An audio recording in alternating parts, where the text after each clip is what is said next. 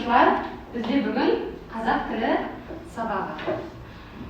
Біз бүгін осы тарауда, осы бөлімнің атауы қалай еді? Бөлімнің атауы қоршаған ортаны қорғау. Бүгін бөлімшенің тақырыбы құстар туралы не білемін. Бұл құстар туралы не білемін деген тақырыпты біз осымен 4-ші рет өтіп жатырмыз, иә? Бұл бөлімшенің тақырыбы. Енді құстар туралы біз не білеміз? Соны бір рет ойымызға түсіру үшін алдымен құстардың дауысын естіп алайық.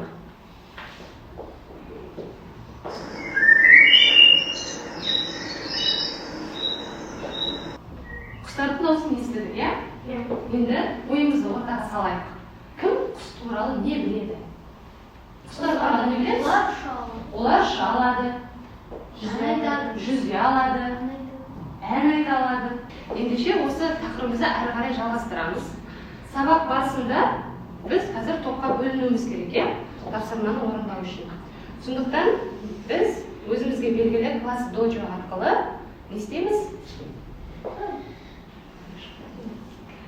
Не топқа бөлінеміз. Неге класс доджо арқылы бөлінеміз? Класс доджо бізге автоматты түрде шығарып береді, яғни ешкім ешкімге не істемейді? Ренжімейді, иә? Бізде бүгін сыныпта 9 оқушы, 9 оқушыны топқа бөлеміз. Әр топта 3 оқушыдан болғаны дұрыс. Мінекей, осындай ретпен топқа бөліне қояйық. Қанекей. Енді әрі қарай жалғастырамыз. Жалпыдан құстар туралы әңгімемізді әрі қарай жалғастырайық. Әлемде әртүрлі халықтар бар, иә? Әр халықтың өзінің қадір тұтатын қасиетті құстары бар. Сендер алдарындағы суретті аша қойыңдар. Қай құс түсті? Бүркіт, және көгершін, иә? Бұл енді қай елдің, қай ұлттың қасиетті деп санайтын құстар екеніне назар аударайық. Мәселен, үндістер үкіні ерекше қастерлейді екен, иә? Орыс халқы көгершінді, ал қазақ халқы қыран құсты, яғни бүркітті қадірлі деп есептейді екен. Енді мына үндіс, орыс, қазақ немесе үкі, көгершін, қыран деген сөз қандай сұрақтарға жауап береді? Не деген сұраққа жауап береді, иә? Ол қандай сөз табы? Біз өткен тақырыбымыз қандай еді? Зат-есімнің жіктелуі. Енді мына үкі деген сөзді бірінші топ жіктесінші. Мен үкімін, сен үкісің. Қадыр? Ол үкі. Екінші топ көгершінді. Зат-есімнің жіктелуі деп аталады. Бұл бізде өткен тақырып, иә? Енді ол тақырыпты жаңа тақырыпқа байланыстыруымыз керек. Қазір мына көбекті апарып қоямын. Әркім өзіне қай номер ұнады, нешінші сөйлем ұнады, сол сөйлемді оқиды. Рет-ретімен. Бірінші кезекті бірінші топқа береміз. Айына бастай ғой, бір сөйлеміңді оқы. Бүркіт біздің планетамыздағы ең ірі қыран. Көгершіндер орманды, кейде таулы жерлерде тіршілік етеді. Көгершіндер адам жайларына үйір, денесі тығыз, тұмсығы қысқа және балауыз сымақтары бар құстар. Көгершіндер бүкіл жерге тараған. Көгершіндердің канал тесіктері теріліп, қаппен бүркелген. Сіздер оқыған сөйлемдер мына жерде көз алдарыңызда тұр. Бір назар аударып қараңдар, нені байқап тұрсыздар? Әр сөйлемде құстардың атауы жазылған, иә? Қалай ойлайсыздар? Мына жерде мысалға, үкі негізінен орманды мекендеп жемін түбінде аулайтын жыртқыш құс. Үкінің басы үлкен, көздері бақырайған, қауырсындары жұмсақ, үкі ұшқанда дыбыссыз қанат қағады, үкі ұясын жасыруға болатын жерге салады дейді. Нені байқап тұрсыңдар? Қалай байқап тұрсыңдар? Нені аңғарып тұрмыз? Бәрі сөйлемдерде құстар туралы айтылады. Құстардың аты бар, иә? Енді сіздерге сұрақ. Қалай ойлайсыздар? жаңағы үкі деп қайталай бермей, ол сөздерді басқа сөзбен алмастыруға бола ма? Жоқ. Болмай ма? Мына жерде назар аударып көріңдерші. Мысалға, үкі негізінен орманды мекендеп, жемін көбіне түбінде аулайтын жыртқыш құс дегеннен кейін, мына жерге үкінің демей-ақ, үкі деп қайталай бермей, басқа бір сөзбен алмастыруға бола ма? Болады. Енді бүгінгі тақырыбымыз дәл соған лайықты. Ендеше, осы тақырыпты түсіну үшін біз бүгінгі сабақтың тақырыбы есімдік. Сабақтың мақсаты Есімдік қайта жасақталатын орнына жұмсалатын бұл біздің сабағымыздың мақсаты. Біз сабақтың соңында осы мақсатқа қаншалықты жеткенімізді есептейміз. Ай мектепке назар аударайық.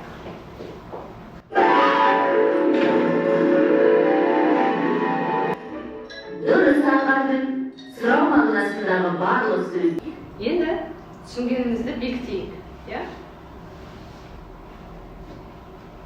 Ол үшін жеке жаңағы айтылған ақпаратты қалай түсінгенімізді жинақтау үшін 33-ші жаттығуға назар аударайық. Оқулықтағы 33-ші жаттығуды оқиды Мұхаммедәлі. 33. Жаңылтпашты оқып жатқан жас. Үйір үйретті, үйірге кім үйретті? Үйір үйретті, үйірге өзім үйреттім. Жаңылтпашты жатқа жаз дейді, жаңылтпашты оқып алып, жатқа жаз дейді. Осының жаңылтпаштың ішінде қандай есімдік бар? Әркім жеке өзімен өзі жұмыс жасасын. Бізге жауап береді Жаселен. Жаселен, оқи ғой. Үйір үйретті, үйірге кім үйретті? Үйір үйретті, үйірге өзім үйреттім.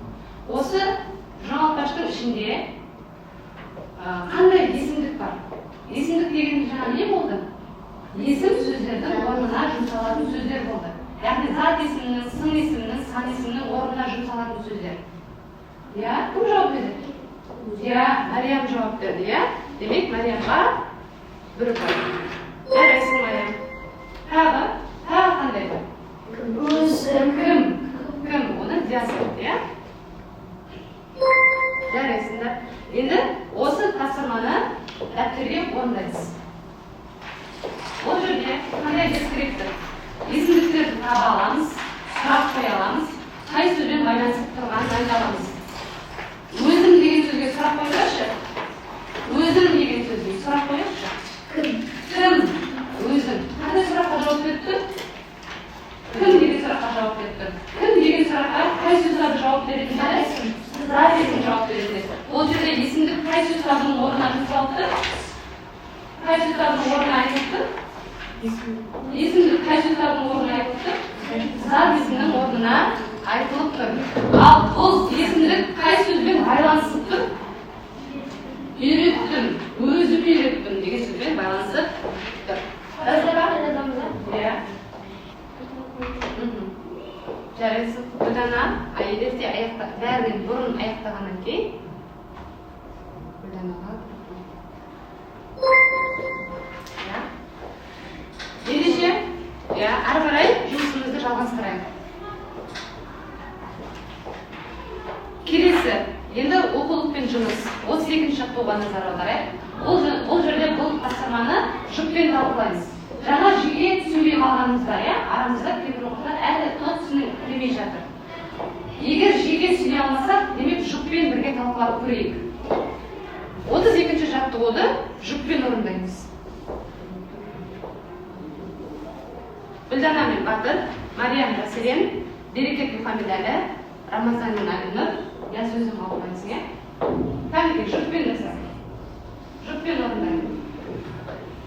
Әлинұр оқып. Құс емес бір айбарлы, көкек тік айдарлы, ол жылқысы. Көктемде қар ескетіп, жер кеткенде Қарамен жазған сөздерге, екеуің қарамен жазған сөзді талқылайсыңдар. Неге ол қарамен жазылып тұр? Ол сөздер қандай сұрақтарға жауап береді? Кім жауап береді? Диас Асам, неге? Иә. Көкек деген сөз қандай сұраққа жауап береді? Не. Не деген сұраққа жауап береді? Ал екінші ол деген сөзге сұрақ қойыңдар. Кім? Ол деген сұраққа. Ол деп нені айтып тұр? Мына жерге бөлекке назар аударайықшы. Құс емес бір айбарлы, көкек тіп-тік айдарлы. Ол жыл құсы көктемде, қар еріп жер кепкенде, жылы жақтан қайтады, өз атын тек айтады дейді. Мына жерде көкек деген сөзде, ол деген сөзде қандай сұраққа жауап беріп тұр? Не деген сұраққа жауап беріп тұр? Ол деп мына жерде нені айтып тұр? Қай құсты айтып тұр? Қай құсты айтып тұр? Көкекті айтып тұр. Бірақ көкек деп қайталай бермеу үшін мына жерде мына етістік зат есімнің орнын қай сөзбен алмастырып? Есімдік қайсысы бұл жерде? Ол деген сөз есімдік. Түсінікті ме? Бұл ауызша орындалатын тапсырма. Деп екеуі ара талқылап. Енді 34-ші жаттығуға бұл топтық жұмыс. Енді жаңа жеке жұмыс жасадық, жұптық жұмыс жасадық, енді топтық жұмыс. Әркім, ешкім, ешқашан, ешқандай деген сөздерді қатыстырып сөйлем құраймыз. Қай топ 3 минутта қаншалықты көп сөйлем құрай алады? Қазір уақыт кетті.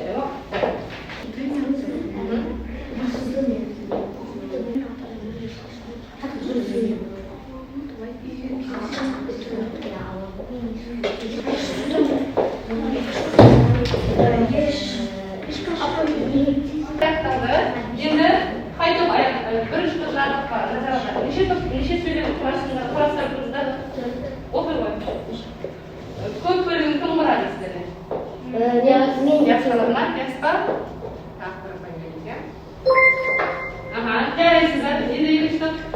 Кесіп өзге болмайды, мектепке ешқандай құралсыз келуге болмайды, әркім өз жұмысын істеу керек. Өте жарайсыз. Керемет, мағыналы, жақсы сөздерден құраған екен. Кім құрады көп бөлігін? Мұхаммедәлі құрады, иә? Гүлдана, сіздерде Мұхаммедәлі.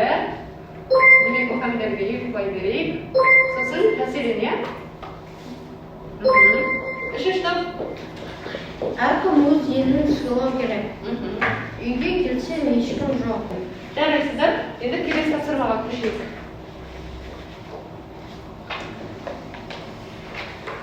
Келесі 36-шы жаттығуға. 36-шы жаттығуды оқимыз.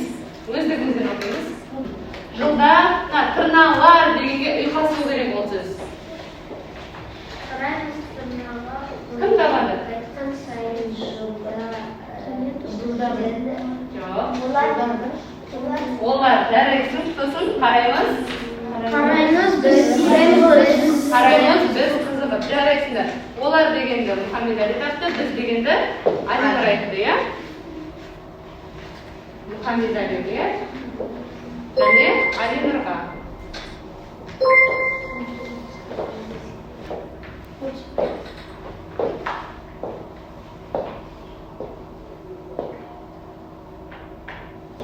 Енді дәптердегі тест сұрақтарына назар аударайық. Дәптердегі тест сұрақтарына қарайық. Дұрыс жауапты белгіле. Есімдікті тап. Қайсысы есімдік? Кім айтады? Мариям? Есімдіктер. Жасыл сары, әрине пәлі дегендер есімдік емес. Есімдік бұл сонау, мына деген сөздер. Келесі есімдікпен алмастырылған сөйлемді тап. Оны жақсы көремін. Атам туған күніме күшік сыйлады, күшік өте әдемі сүйкімді және оны жақсы көремін. Бұл жерде есімдік қайсысы? Енді ребусты шешейік. Келесі 37-ші жаттығу. Өз елің алтын бесігің деген мақал шығады, иә? Өз елің алтын бесігің. Оны қалай түсінеміз? Өз елің алтын бесігің деген не сөз?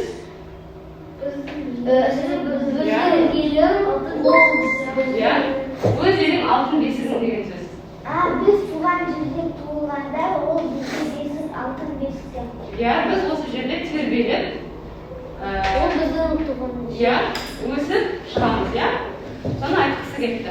Енді сабағымызды қорытындылау үшін фактайылдағы сұрақтарға назар аударайық. Есімдік. Зат есім, сын есім, сан есім. Орнына жұмсалатын Сөздер. Дұрыс жауап берді. Кез келген дұрыс жауап қабылданады бұл түрде, иә? Келесі, енді сіздердің сұрақтарыңыз? Есімдіктерді өттік. Есімдік дегеніміз не? Есімдік дегеніміз санесін, Олар қандай сөздер жазады?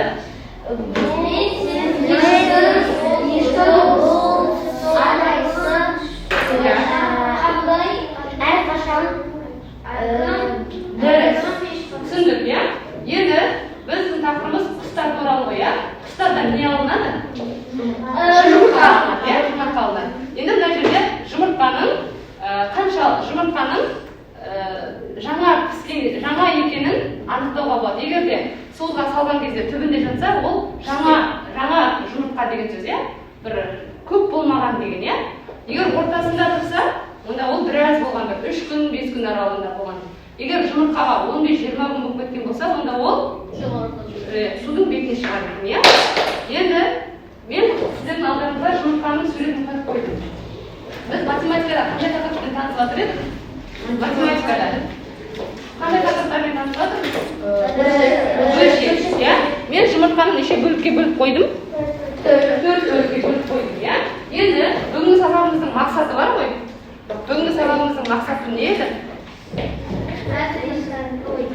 Сабағымыздың мақсаты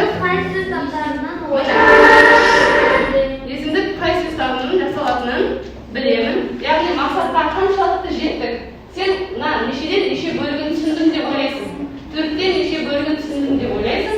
Соны бояймыз. Қанекей? Жарайсың. 4-тен 3 бөлігі, тағы 4-тен 3 бөлігін түсіндім дейді. 4-тен 3 бөлігін түсіндім дейді. Тағы 4-тен 3 бөлігін түсіндім дейді. 4-тен 4 бөлігін түсіндім дейтіндер бар ма екен? Мен 4-тен 3 бөлігін түсіндім дейді. 4-тен 3 бөлігін түсіндім дейді. Ария? 4-тен 3. Оқушылардың барлығы 4-тен 3 бөлігі, яғни басым бөлігін түсінген екенбіз, иә? Ал қалған бөлігін үй жұмысын орындағанда түсінеміз бе? Түсінуіміз мүмкін, иә? Демек, үйге тапсырма 25-ші беттегі 35-ші соны орындаған кезде жаңағы бір бөлік толуы мүмкін бе? Мүмкін. Сабаққа қатысқандарыңызға рахмет. Сабақ аяқталды.